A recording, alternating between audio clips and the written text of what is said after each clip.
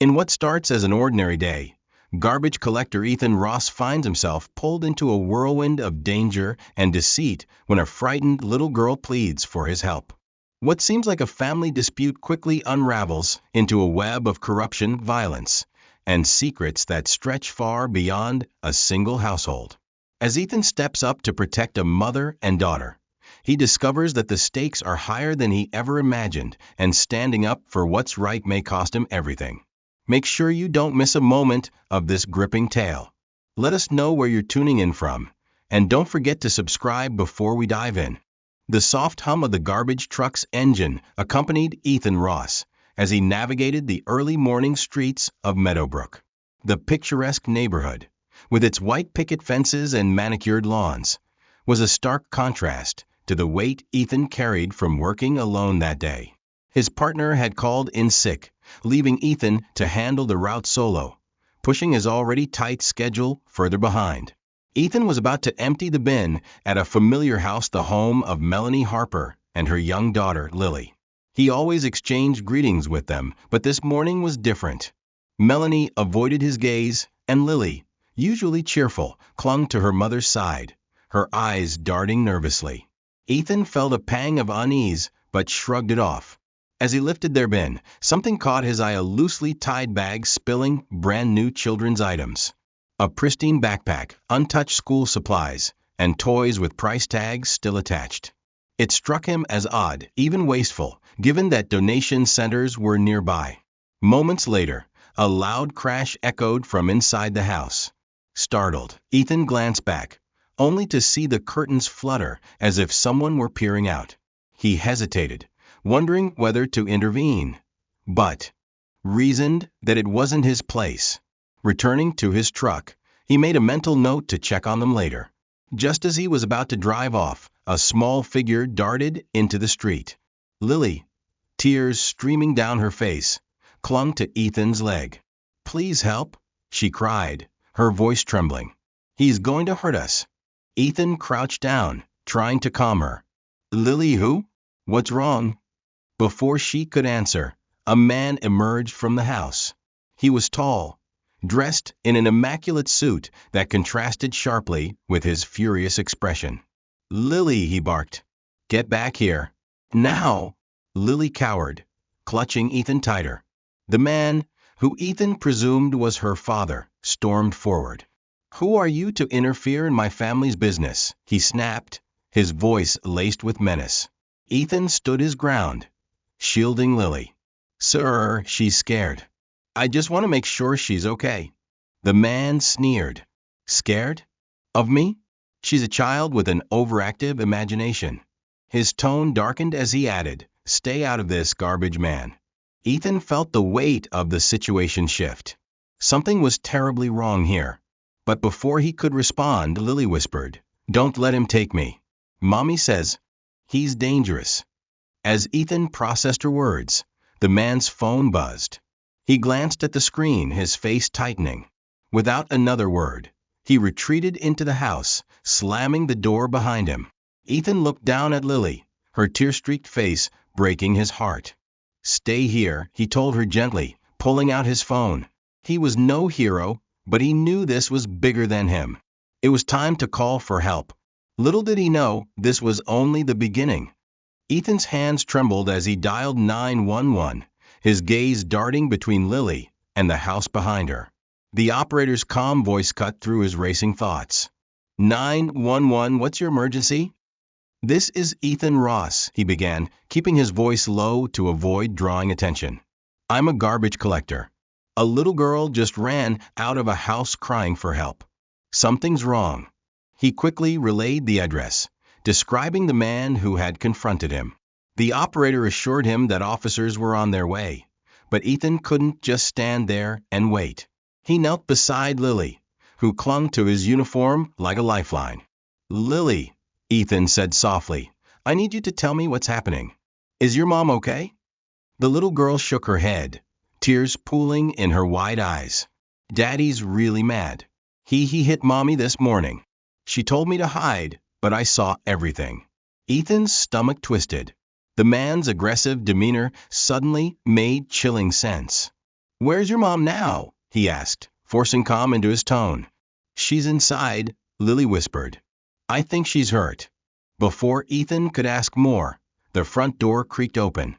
Ethan instinctively pulled Lily behind him, his muscles tensing as the man stepped outside again, this time looking unervingly calm. "I thought I told you to leave," the man said, his voice eerily measured. Ethan met his gaze, refusing to back down. "She's scared," he said evenly. "And I'm not leaving until I know she's safe." The man's smile was cold, calculated. "You've done your civic duty, haven't you? Called the cops, I'm guessing?" Ethan's silence confirmed it. The man took a step closer, his hands in his pockets. "Let me tell you how this will play out," he continued. "The police will come, they'll take a statement, and they'll leave. Why? Because I'm a respected man in this town, and you," he gestured dismissively, "you're just the guy who collects trash." Ethan's jaw tightened, but before he could respond, a shadow appeared in the doorway. Melanie Harper, pale and trembling, stood there clutching the doorframe for support. A dark bruise marred her cheek, and her eyes were filled with silent pleas. "Melanie, get back inside," the man barked, his voice losing its composure for the first time. But she didn't move. Instead, she locked eyes with Ethan. "Please," she mouthed, barely audible. In that moment Ethan decided. Turning to Lily, he whispered, "Go to the truck and wait there. Don't move until I come get you." Reluctantly, Lily obeyed, her small figure disappearing behind the truck's massive frame. Ethan turned back to the man. "If everything's fine, why does she look like she needs help?" The man's calm facade cracked further. "You have no idea what's going on here," he hissed. "Stay out of it." The distant wail of sirens grew louder, signaling the arrival of the police. The man's head snapped toward the sound, his expression shifting from anger to panic. Without warning, he grabbed Melanie's arm and yanked her back into the house, slamming the door shut. Ethan's heart pounded as he sprinted back to the truck, where Lily was crouched in the passenger seat. "It's going to be okay," he said, more to convince himself than her. As a first patrol car pulled up, Ethan waved them down, explaining the situation in rapid bursts. "He's inside and he's got her." The officers sprang into action, surrounding the house.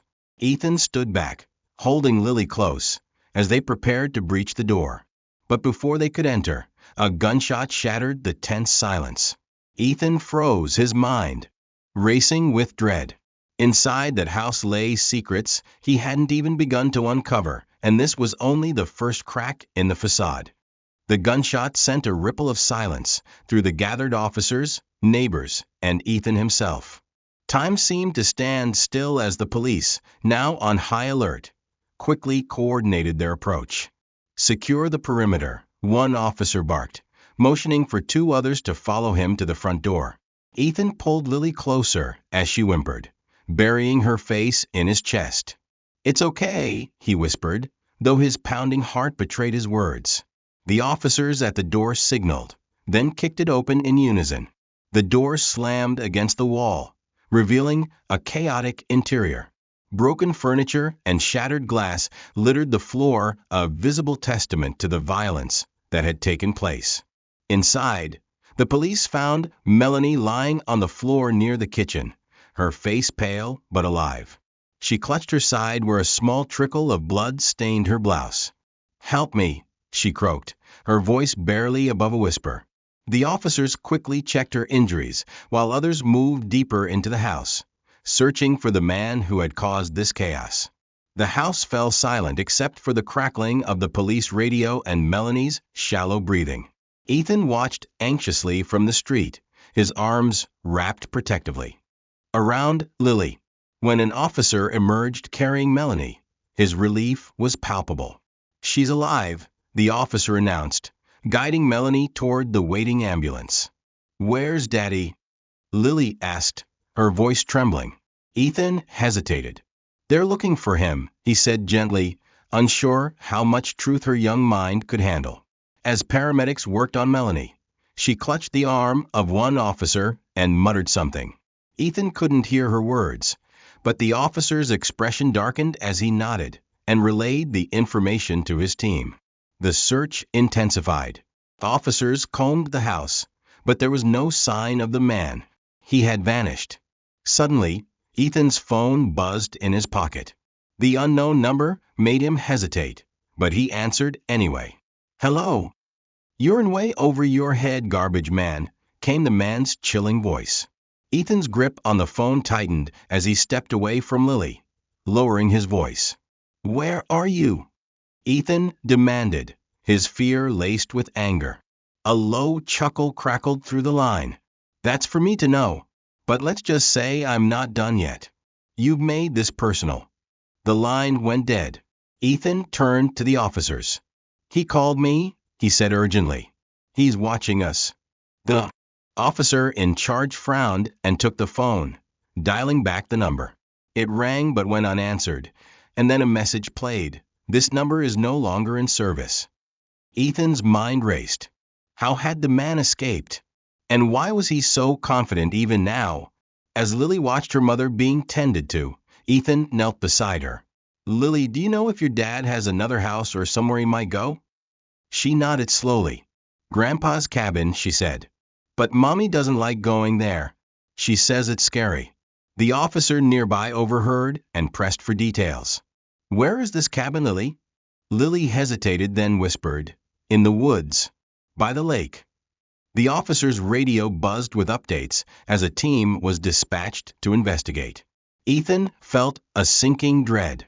He had a feeling the man wouldn't just hide, he had a plan. Ethan's instincts told him there was more to the story. And as he looked back at the house, his eyes fell on something sticking out from the overturned couch, a small black flash drive. Without thinking, he picked it up and slipped it into his pocket. The answers he needed were closer than he thought, but they came with risks he wasn't ready for. The drive felt impossibly small in Ethan's hand as he slipped it into his pocket, its weight heavy with unspoken truths. He cast a glance toward the officers still combing the area, and decided not to mention it, at least, not yet. "Ethan?" Lily's small voice broke through his thoughts.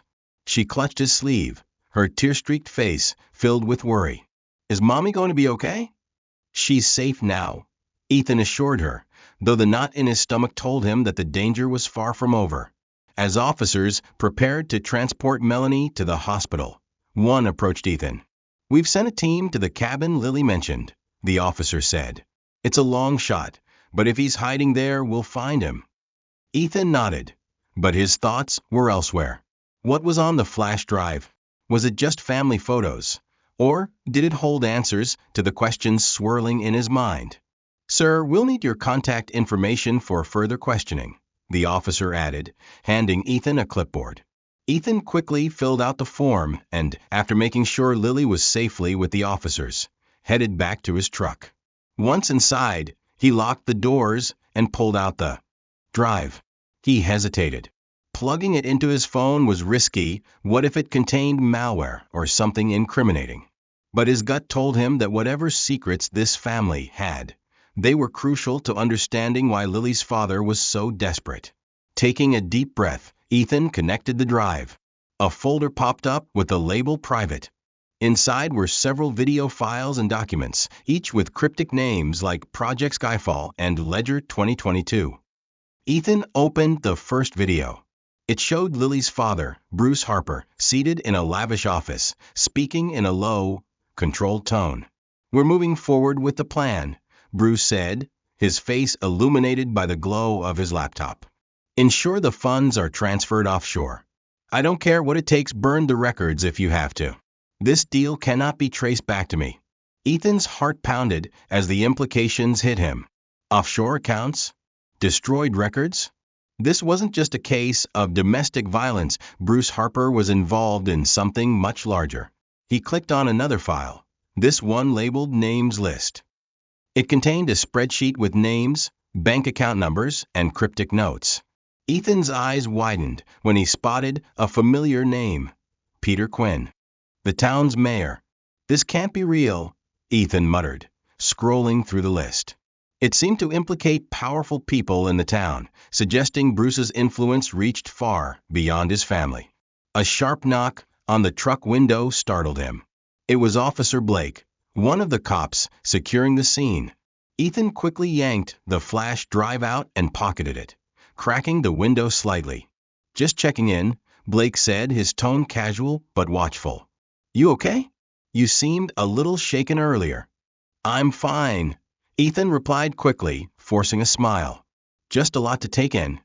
Blake nodded, but his eyes lingered on Ethan a moment too long before walking away. Ethan exhaled and looked back at the flash drive. He couldn't shake the feeling that someone, maybe even the police, might be watching him. The decision weighed heavily on him. Should he turn the drive over to the authorities, or dig deeper himself? If Bruce was this powerful, who could he trust? As the sun dipped lower in the sky, Ethan started the truck and drove off, his mind racing. The flash drive wasn't just a clue, it was a ticking time bomb. And he had just lit the fuse. Ethan couldn't shake the unease that clung to him like a shadow as he drove his garbage truck toward the edge of town. The flash drive in his pocket felt heavier with every passing mile. He replayed Bruce Harper's chilling words in his head, the video evidence of corruption spiraling far beyond a single household. He pulled into a quiet diner parking lot, needing a moment to think. The cabin Lily mentioned was miles away, deep in the woods near Silver Lake. If Bruce was hiding there, what would Ethan do? He wasn't a cop, he wasn't even supposed to be involved. Ethan took out his phone and searched for Silver Lake cabin rentals. The search returned only a few options, and one stood out, a listing under Bruce Harper's name. "Private and secluded," the description read. Ethan's stomach churned as he noted the directions. As he considered his next move, his phone buzzed. It was a restricted number. Hesitating for a moment, he answered. "Ethan Ross." Bruce's voice greeted him, cold and calculating. "I assume you found something you shouldn't have." Ethan's grip tightened on the phone. "What do you want?" Bruce chuckled. "Oh, I think you know. That flash drives you're hiding? Hand it over, and we can end this peacefully." "Peacefully?" Ethan snapped. "You've terrorized your family, hurt your wife, and now you're running scared. I don't think peace is on your agenda." Bruce's tone darkened. "You don't know who you're messing with, garbage man. If you don't deliver that drive to me, you'll regret it. And don't think the cops will help, they're already in my pocket." The call ended abruptly, leaving Ethan gripping the phone, his pulse racing. Bruce's reach was longer than Ethan had imagined. He realized that going to the authorities might not be an option. Steeling himself, Ethan decided he would find the cabin and see for himself what Bruce was hiding. The road to the lake was a narrow, twisting path surrounded by dense woods. As the truck rumbled along, the shadows of trees stretched across the dirt road, creating an eerie atmosphere. Every rustle of leaves made Ethan's nerves tighten. Eventually, he reached the clearing where a modest log cabin sat. The driveway was empty, but tire tracks in the dirt told Ethan someone had been here recently. He parked the truck at a distance, cutting the engine to avoid alerting anyone inside. Quietly, he approached the cabin, his boots crunching softly on the gravel. A faint light glowed from one of the windows. Ethan peered inside and froze. Bruce was inside, pacing the room while on the phone. On a nearby table lay a handgun, alongside several manila folders. Ethan's eyes flicked to another figure slumped in a chair. Melanie's bruised face was unmistakable. Ethan's breath hitched. She had been taken from a hospital. Bruce had planned this all along. Suddenly, Bruce's voice cut through the tension. "I don't care what it takes. Get rid of Ross. He's got the drive." Ethan ducked away from the window, his heart pounding. He needed a plan, and he needed it fast. The flash drive in his pocket held answers, but right now, it felt like a target on his back. As he crouched in the shadows, Ethan's resolve hardened. He wasn't leaving until Melanie was safe. But the question lingered. Was he walking into a trap? Ethan crouched behind a thick tree near the cabin, his pulse racing. The sight of Melanie bound and bruised inside the cabin confirmed his worst fears. Bruce wasn't just dangerous, he was methodical, and every move he made was calculated. Ethan considered his options. He had no weapon, no backup, and no idea how far Bruce was willing to go. But one thing was clear. If he didn't act now, Melanie might not survive the night. Carefully, he edged closer to the cabin, keeping low and sticking to the shadows. From his new vantage point, he could see more of the interior. Bruce was still pacing, barking orders into his phone. "You find Ross, and you get that drive," Bruce growled. "I don't care what you have to do. He's just a garbage man, he won't be hard to handle." Ethan gritted his teeth. Bruce's arrogance was infuriating, but it also meant he was underestimating him. As Ethan scanned the area, his eyes landed on an open window near the back of the cabin. It was small but big enough for him to slip through if he could move quietly. He waited until Bruce stepped into another room, then made his move. Inside, the cabin smelled of damp wood and cigarette smoke. The dim light cast long shadows across the walls, adding to the tension. Ethan crept through the small kitchen, careful to avoid the creaky floorboards. Melanie was slumped in the chair, her hands tied behind her back. She looked up as Ethan approached, her eyes widening in a mix of relief and fear. He pressed a finger to his lips, signaling her to stay quiet. As Ethan worked to untie the ropes around her wrists, Melanie whispered, "He has men coming. You shouldn't be here." "I couldn't leave you," Ethan replied quietly. "We're getting out of here." Before Melanie could respond, heavy footsteps echoed from the front of the cabin. Ethan froze, pulling Melanie behind the table for cover.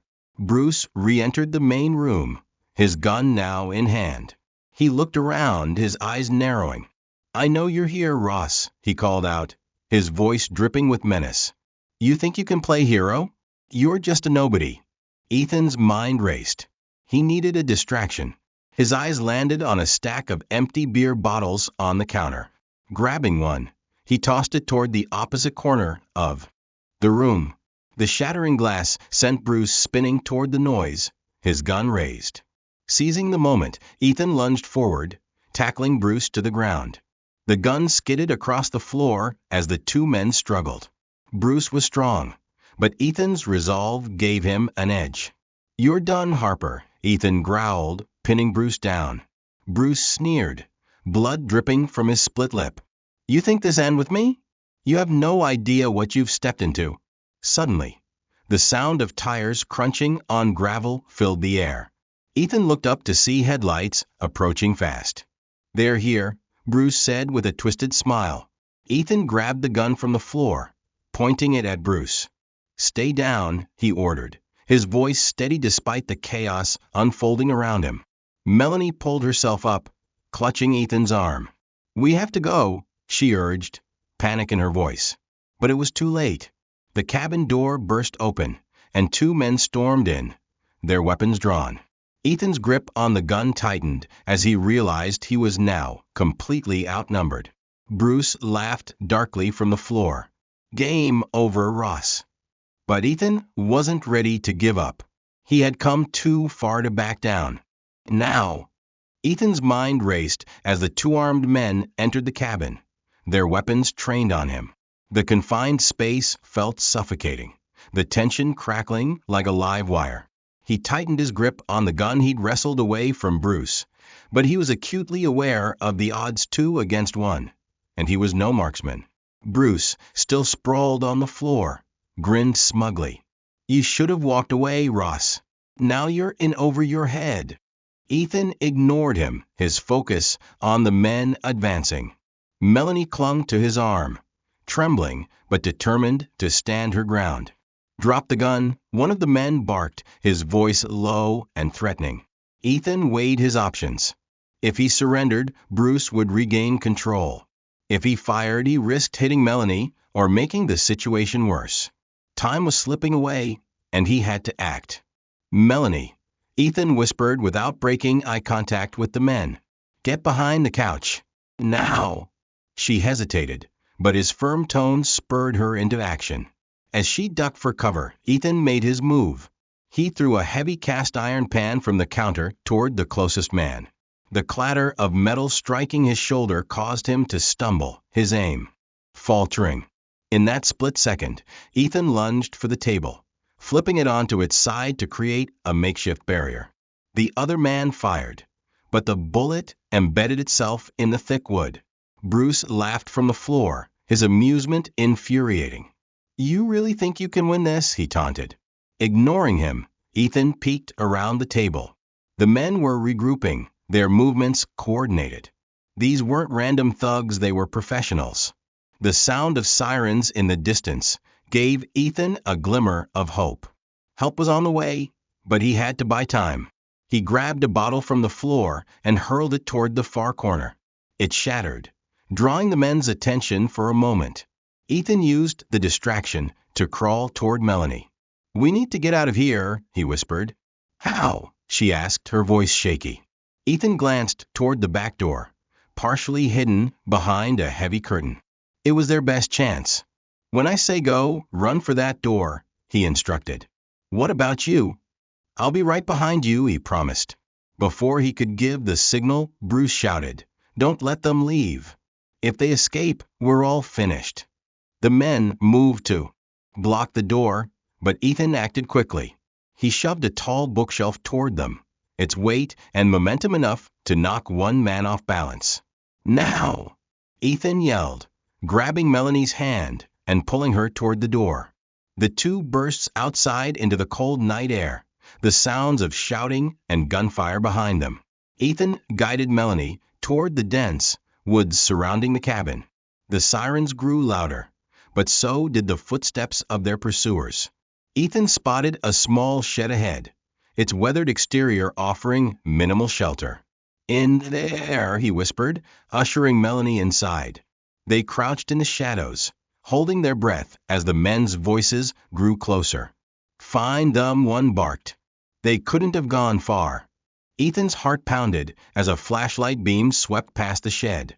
He tightened his grip on the gun, ready to defend Melanie if it came to that. Minutes felt like hours, but eventually, the footsteps faded. The sirens were now just outside the cabin, and the commotion shifted back toward the main scene. Melanie exhaled shakily. "Do you think they're gone?" Ethan peered out through a crack in the shed's wall. "For now," he said, "but they'll regroup. We need to get to the police and show them what I found." "What did you find?" Ethan pulled out the flash drive from his pocket. Proof. Enough to bring Bruce and his entire operation down. Melanie stared at the drive, realization dawning on her face. That's why he's so desperate. This isn't just about us, it's about everything he's hiding. Ethan nodded. "But we have to make it out alive first." As they prepared to leave the shed, Ethan knew the next move would decide everything. The battle wasn't over, but they were closer than ever to exposing the truth. Ethan and Melanie emerged cautiously from the shed, the cold night air sharp against their skin. The sirens had faded, signaling that the police were focusing on the cabin. However, Ethan knew Bruce's men wouldn't give up so easily. "Stay close," Ethan whispered to Melanie, scanning the tree line for any signs of movement. The woods were dense, their shadows offering both cover and danger. The distant sound of snapping twigs put them on high alert. Ethan motioned for Melanie to follow him as he led her along an overgrown path, the beam of a flashlight occasionally flickering in the distance behind them. "They're still looking for us," Melanie whispered, her breath visible in the cold air. "I know," Ethan replied, his voice tense. "But we have the advantage. Now they don't know where we're headed." The path opened to a narrow gravel road, the faint glow of headlights visible in the distance. Ethan quickly pulled Melanie back into the shadows. "It's probably Bruce's men," he muttered, his grip tightening on the gun he had taken. "What do we do?" Melanie asked, her voice trembling. Ethan thought quickly. "If we stay in the woods, they'll eventually catch us. We need to get to the authorities, but not the ones Bruce has in his pocket." He looked at her with determination. "Do you trust me?" Melanie nodded without hesitation. Ethan led her along the edge of the road, keeping to the underbrush to avoid being spotted. The road sloped downhill toward a small town they both recognized as Lakeview, the nearest haven where they could reach uncorrupted help. As they reached the outskirts of Lakeview, Ethan spotted an old gas station with its lights still on. "That's our chance," he said. They approached cautiously, their movements deliberate to avoid drawing attention. Inside, the clerk, a middle-aged man with a bored expression, looked up from his magazine. "Help you folks?" he asked, eyeing their disheveled appearances. "We need to use your phone," Ethan said quickly. "It's an emergency." The clerk hesitated but gestured toward the phone behind the counter. "Go ahead. Just don't break it." Ethan dialed 911, his hands shaking slightly as he explained their situation. "We're at Lakeview Gas off Route 16, he said. "Bruce Harper and his men are after us, and I have evidence against him. Send someone you trust." The dispatcher assured him that help was on the way. Hanging up, Ethan glanced at Melanie. "We've got to hold out until they get here." The clerk, now more curious, leaned on the counter. "Bruce Harper? The business guy from Meadowbrook?" "Yeah," Ethan said, his tone clipped. "You might want to hurry," the clerk said, nodding toward the window. "Looks like someone's found you." Ethan turned to see a black SUV pulling into the parking lot. The headlights illuminated the gas station, and the familiar silhouette of one of Bruce's men stepped out. "Get down," Ethan hissed, pulling Melanie behind a shelf. The man entered the store, his gun visible under his jacket. "Evening," he said, his voice casual but threatening. The clerk stiffened. "Can I help you?" "I'm looking for a couple who might have passed through here," the man said. "Guy and a woman. Looked like they were running from something." The clerk shook his head. "Haven't seen anyone."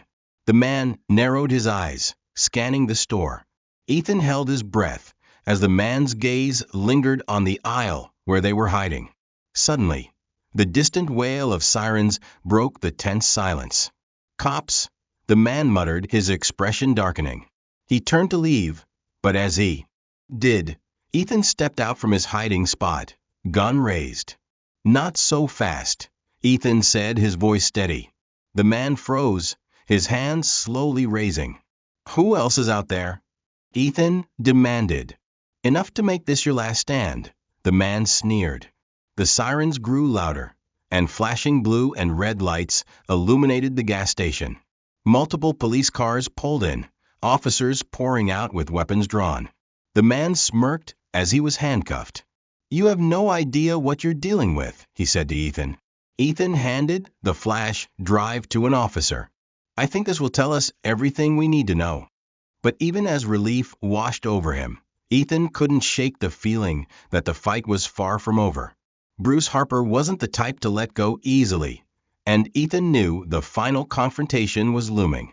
Ethan and Melanie stood outside the gas station as officers secured the scene, taking statements and collecting evidence. The flashing lights of patrol cars lit up the dark night, their presence reassuring, but not enough to settle Ethan's nerves.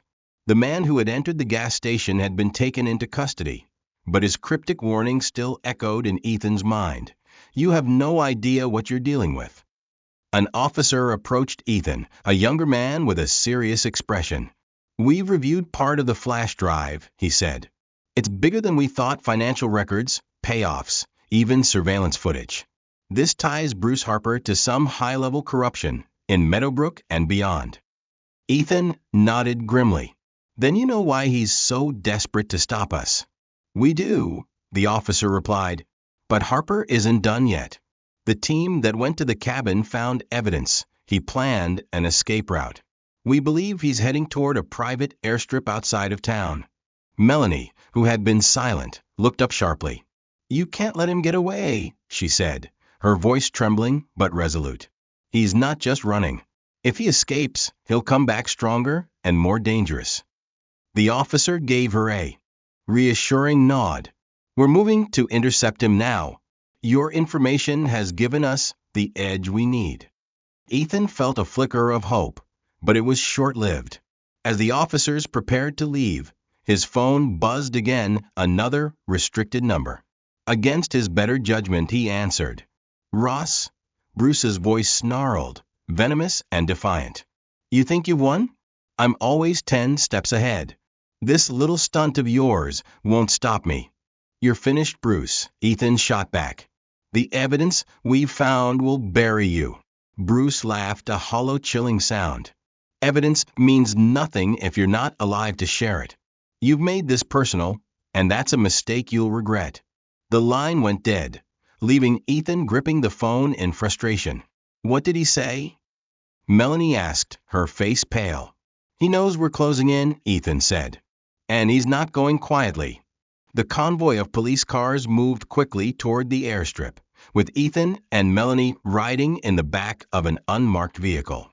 The officer driving updated them on the situation. Harper's SUV was spotted heading toward the hangar, he said. We've blocked the main roads, but he's slippery. Stay in the car. When we arrive, it's too dangerous. Ethan didn't respond. He had no intention of staying put if it meant Bruce could slip away. As they approached the airstrip, the glow of runway lights came into view. A private jet idled on the tarmac, its engines humming. Bruce's SUV was parked nearby, its headlights cutting through the darkness. The officers spread out, taking up positions around the hangar. Through the window, Ethan spotted Bruce pacing near the jet, barking orders into his phone. His calm demeanor was gone, replaced by visible desperation. He's boxed in, the officer said. This ends here. But Ethan's instincts screamed otherwise. Something wasn't right. Suddenly, the jet's engines roared louder, and a figure emerged from the shadows near the hangar. It was one of Bruce's men, carrying what looked like a large duffel bag.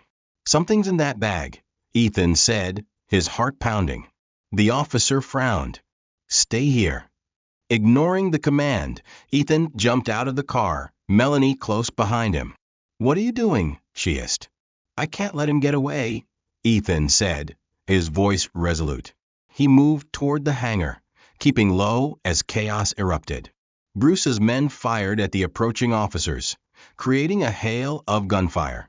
The officers returned, fire pinning Bruce and his crew near the jet. Ethan slipped through the side of the hangar, spotting the duffel bag now lying on the ground. He crouched and unzipped it, revealing stacks of cash and passports. Bruce's escape plan laid bare. From behind him, Bruce's voice rang out. Ross, I told you to stay out of this. Ethan turned to see Bruce aiming a gun at him. Time slowed as the two locked eyes, the tension between them palpable. You ruined my life, and for what? Bruce growled. A flash drives? A woman and her kid? You have no idea what you've cost me. You did that to yourself, Ethan shot back. And now it's over. Bruce smirked, his finger tightening on the trigger. But before he could fire, a sharp crack echoed through the hangar. An officer had taken the shot, and Bruce crumpled to the ground, clutching his shoulder. The officers moved in, disarming and restraining him. Ethan exhaled, his body trembling with adrenaline. It's over, Melanie said softly, her hand on his arm. Ethan nodded, though he couldn't shake the feeling that the battle had come at a cost. Bruce Harper had been stopped, but the darkness he represented still lingered, a reminder of how fragile justice could be. As the officers secured the scene and the jet's engines powered down, Ethan felt a glimmer of hope. The fight wasn't easy, but the truth had prevailed for now. The airstrip was eerily quiet as the chaos subsided. Bruce Harper, his shoulder bandaged and his hands cuffed, was escorted to a waiting police car. His once arrogant demeanor had dissolved into silence, his cold glare fixed on Ethan as he passed. You think this end with me, Ross? Bruce growled, his voice low but laced with venom. You've made enemies you can't even see. Ethan didn't respond, his focus on the officers who were now cataloging the evidence from Bruce's duffel bag. Stacks of cash, passports, and documents were laid out on the hood of a patrol car, their significance clear. This wasn't just about domestic abuse or a single corrupt man, it was a network of crime that spanned far beyond Meadowbrook. Ross, Officer Blake called out, approaching with a small evidence bag in hand. Inside was the flash drive Ethan had risked everything to protect. This is what sealed the deal, Blake said, holding up the bag. You've done more than most people would ever dare to do. You brought down a monster. Ethan exhaled deeply, the weight of the night settling over him. I just did what anyone should have done, he said quietly. Blake nodded, his expression serious. Most people wouldn't. You saved lives tonight. Hours later, Ethan and Melanie were back in Lakeview, sitting on the steps of the police station as the first rays of dawn broke over the horizon. The sky was painted in shades of pink and gold, a stark contrast to the darkness they had endured. Melanie held a steaming cup of coffee, her hands trembling slightly from exhaustion. I still can't believe it's over, she said, her voice barely above a whisper. Ethan glanced at her, his own coffee untouched. Is it really over? He asked. Bruce might be in custody, but the people he worked with, who knows how far this goes? Melanie nodded solemnly. At least we've started something. And thanks to you, Lily and I can finally feel safe. The mention of Lily brought a faint smile to Ethan's face. How is she? She's with my mom, Melanie said. Sleeping finally. She doesn't know all the details yet, but she knows you helped us. Ethan's chest tightened with a mix of relief and pride. She's strong, just like her mom, he said. Melanie looked at him, her eyes filled with gratitude. Ethan, I don't know how to thank you. You risked everything, your job, your safety, to protect us. Why? Ethan hesitated, then shrugged. Because it was the right thing to do, and because I couldn't stand by and do nothing. Melanie reached over and placed a hand on his arm. You didn't just save us. You reminded me that there are good people in this world. People who fight for what's right, even when it's hard. Their conversation was interrupted by Officer Blake stepping out of the station. Ross, he said, a faint smile on his face. Thought you'd want to know Harper's being transferred to a secure facility. And with the evidence you handed over, he's facing enough charges to keep him behind bars for the rest of his life. Ethan nodded, the news bringing a sense of closure. Thanks, Blake. The officer hesitated, then added, There's one more thing. The chief wants to commend you formally for your bravery, for everything. You'll probably get a call soon. Ethan chuckled softly. A commendation for a garbage man. Who would have thought? Blake smirked. Not just a garbage man, Ross. A hero. As the sun climbed higher, Ethan walked Melanie back to her mother's house. The neighborhood, now bathed in warm morning light, felt almost peaceful again. When they reached the door, Melanie turned to him. You've done so much for us. If there's ever anything you need, anything at all, Ethan shook his head with a small smile. Just take care of Lily. That's all I want. Melanie nodded, tears in her eyes. We will. As Ethan walked away, he felt a profound sense of peace. The events of the past day had changed him, opening his eyes to the power of standing up when it mattered most. The flash drive, the danger, the chaos, it had all been worth it. Because at the end of it all, he had made a difference. And sometimes that was enough. As the sun sets on this incredible journey, we're reminded of the power of courage, resilience, and doing what's right even when the odds are against you. Ethan Ross may have started the day as an ordinary man, but his actions proved that true heroes can come from anywhere. If this story inspired you, left you on the edge of your seat, or made you think about what it truly means to stand up for others, don't forget to like this video and share it with friends who love a gripping tale. And most importantly, subscribe to our channel for more stories filled with twists, turns, and unforgettable moments.